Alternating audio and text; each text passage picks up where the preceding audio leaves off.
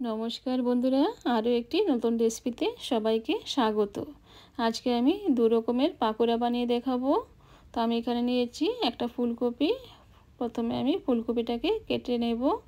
এখন যে পেছনের ডাঁটগুলো আছে সে ডাঁটাগুলো কিন্তু আমি কেটে সাইডে রেখে দিয়েছি। তো এগুলোকে আমি পরে অন্য কোনো রেসিপি বানিয়ে নেব। আর এখানে যে ফুলকপিগুলো আছে ফুলকপিগুলোকে এরকমভাবে আমি আলাদা আলাদা করে নেব এগুলোকে।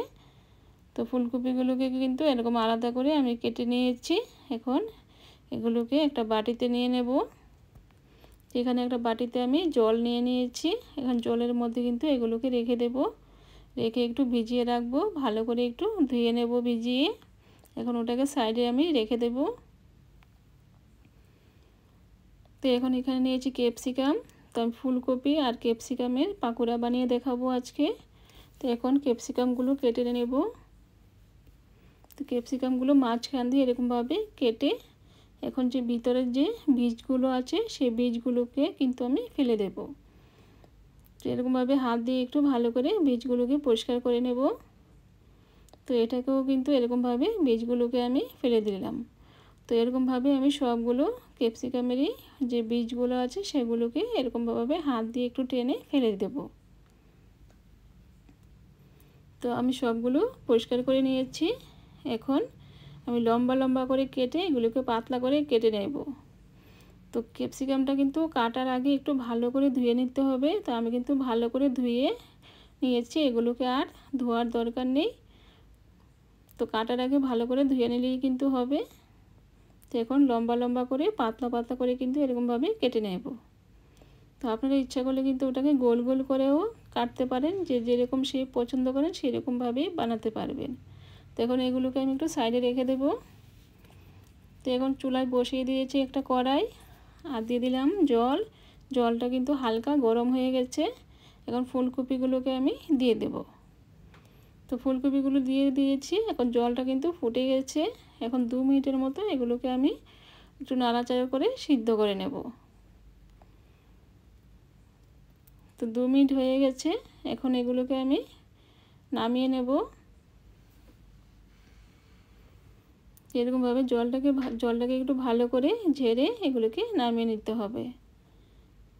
এখন একটা পাত্রে রেখে দেব। রেখে এগুলোকে একটু ঠান্ডা করে নেব। তো আমি এখানে একটা পাত্র নিয়েছি আর দিয়ে দিলাম 1 বাটি চালের গুঁড়ো, 2 চামচ বেসন, আর দিয়ে দিলাম 1.5 চামচ হলুদ গুঁড়ো, 1/2 চামচ গরম মশলা গুঁড়ো, স্বাদ মতো লবণ, আর দিয়ে দিলাম সামান্য কাঁচা লঙ্কা কুচি, ধনে পাতা কুচি, আর দিয়ে দিলাম কালো জিরে। এখন দিয়ে দিলাম জল। এখন ভালো করে এগুলোকে মিশিয়ে নেব।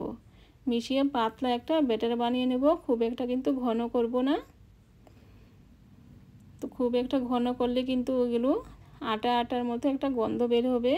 তো একটু পাতলা করলে কিন্তু ওটা খেতে ভালো লাগে। যেহেতু চালের গুঁড়ো দিয়ে করছি, ওটা কিন্তু পাতলা করলেও কিন্তু ক্রিস্পি হবে আর খেতেও কিন্তু ভালো লাগবে।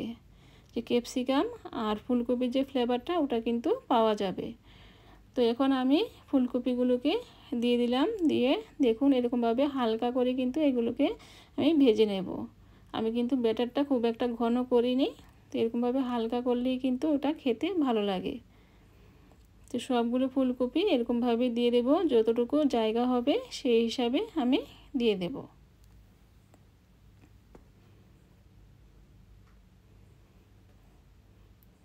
তো আমি যতটুকু জায়গা হয়েছে আমি সব রেখে দিয়েছি। বাকিগুলো আবার পরে আস্তে আস্তে করে নেব। তো এগুলোকে এরকমভাবে নাড়াচাড়া করে ভালো করে ভেজে নেব। তো চুলার আঁচটাকে কিন্তু আমি মিডিয়াম ফ্লেমে রেখেছি। তো মিডিয়াম ফ্লেমে রেখেই করতে হবে, তাহলে কিন্তু ওটা ক্রিস্পি হবে, খেতে খুব ভালো লাগবে। তো এগুলো প্রায় হয়ে গেছে। একটু ভালো করে নাড়াচাড়া করে এখন নামিয়ে নেব।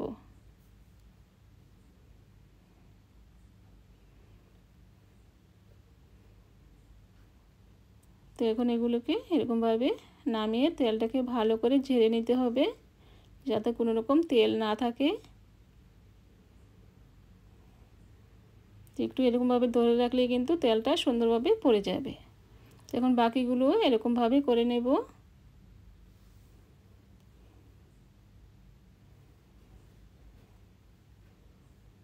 তো এগুলো কিন্তু ভাজা হয়ে গেছে, এখন এগুলোকে নামিয়ে নেব।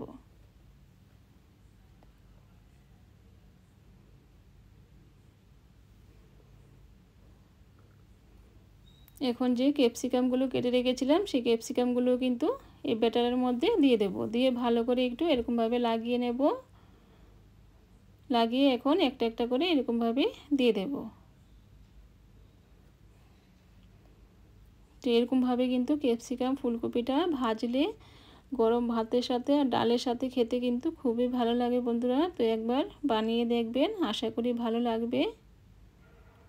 তো দেখুন কত সুন্দর হয়েছে। তো ওটা কিন্তু খুবই ক্রিস্পি হয়, তা চালের গুঁড়োটা দিয়েই করার চেষ্টা করবেন, তাহলে কিন্তু ওটা ক্রিস্পি হবে, খেতে খুব ভালো লাগবে। তো এগুলো হয়ে গেছে, এখন নামিয়ে নেব।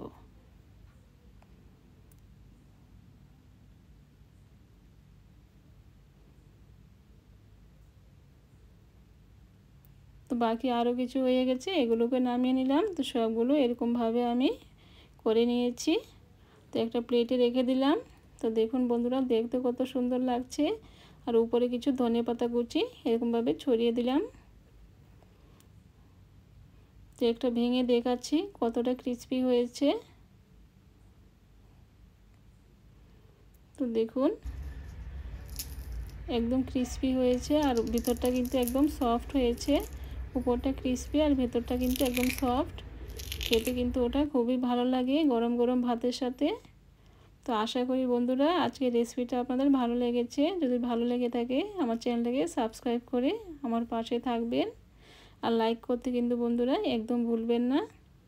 তো দেখুন বন্ধুরা, ফুলকপির যে পাকোড়াটা ওটাও কত সুন্দর হয়েছে, একদম সফট হয়েছে, আর উপরটা কিন্তু একদম ক্রিস্পি হয়েছে।